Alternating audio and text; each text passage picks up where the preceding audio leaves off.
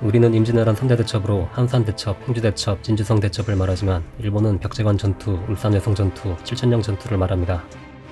그러면 일본이 말하는 3대 전투가 무엇인지 한번 볼까요? 임진왜란은 1592년부터 1598년까지 일본이 조선을 침략하면서 벌어진 전쟁으로 일본은 조선정벌이라는 치욕적인 이름으로 부르고 있습니다. 일본을 통일한 도요토미 히데요시는 나고야에 조선 침략의 전초기지인 나고야성을 쌓고 정명가도 일본이 명을 치고자 하니 조선은 명으로 가는 길을 빌려달라는 명분으로 16만 명 정예부대를 조선에 보내면서 16세기 세계 최대 전쟁인 임진왜란은 시작됩니다.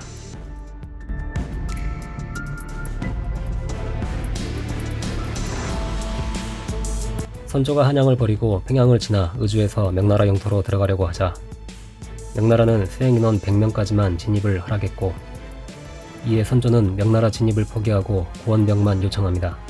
우선적으로 조승훈이 이끄는 명군 3,000명이 왔고 조선군 3,000명과 함께 평양성 공격에 나서는데 왜군은 평양성 문을 열고 성 위에 매복합니다. 왜군이 겁먹고 도망갔다고 생각한 조명연합군은 방심하고 성으로 들어갔다가 매복한 왜군 조총부대에 괴멸당합니다. 이어서 이효성이 이끄는 명군 5만 명 군대가 도착해 평양성을 각종 중화기를 동원해 포위 공격하고 평양성을 탈환합니다. 이제 일본이 말하는 임진왜란 3대 전투 중 첫 번째로 벽제관 전투입니다. 바로 이곳이 벽제관입니다. 북쪽에서 서울로 들어오는 길목이죠.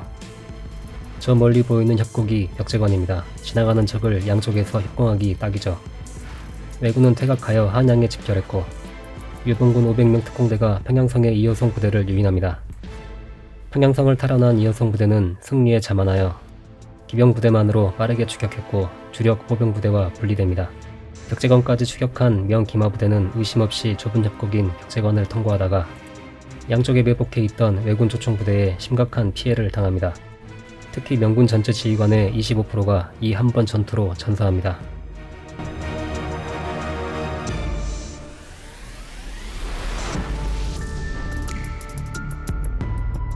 숫자상으로는 왜군이 더 피해를 입은 것 같지만 명군의 피해는 모두 기마병과 지휘관들임을 감안하면 훨씬 타격이 컸습니다. 이 전투에서 큰 충격을 받은 이효성의 명군은 평양성에 머무르며 더 이상 왜군을 공격하지 않았고 전쟁이 불리해졌다고 판단한 왜군은 아예 남해안까지 후퇴해서 외성을 쌓고 농성전에 돌입합니다. 두 번째로 울산성 전투입니다. 남해안까지 후퇴한 왜군은 순천에서 울산까지 해안을 따라 23개의 성을 쌓고 들어갑니다. 조명연합군은 온건파 소소행장의 순천성 대신 강경파 가등청정의 울산성을 포위 공격합니다. 13일간의 포위 공격으로 울산성 함락 직전 소소행장에 8만 구원병이 도착하고 조명연합군은 포위를 풀고 퇴각합니다. 왜군이 더 적은 병력으로 울산성에서 버틸 수 있었던 이유 중 하나는 일본의 축성술로 말할 수 있습니다. 울산성은 전통적인 일본 축성 방식으로 지어졌고 높고 견고한 벽, 성을 둘러싼 깊은 해자, 높낮이가 다른 성들이 붙어서 서로 지원해주는 형태입니다.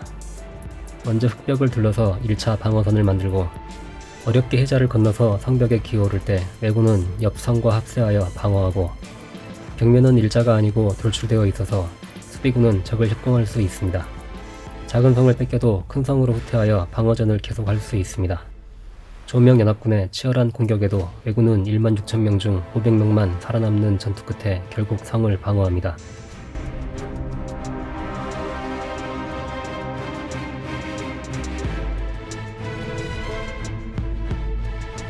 세 번째로 칠천량 해전입니다. 칠천량 해전은 원균의 조선수군이 왜군의 본진인 부산을 공격하러 갔다가 괴멸된 전투입니다.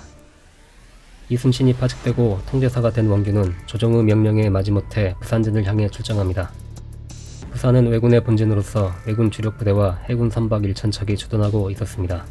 한산도 수군 본영을 출발한 원균 함대는 거제도를 돌아 부산의 왜구 본진을 잠깐 공격하고 퇴각하지만 먼거리 항해에 따른 피로 누적, 식수 부족으로 거제도 위쪽 작은 섬 칠천도에 정박하고 휴식합니다. 이때 뒤쫓아온 일본의 수군과 육군에 협공당하면서 원균 함대는 사방으로 흩어지면서 괴멸당하고 배설이 이끄는 12척만 간신히 견내량을 통해 빠져나와 살아남게 됩니다.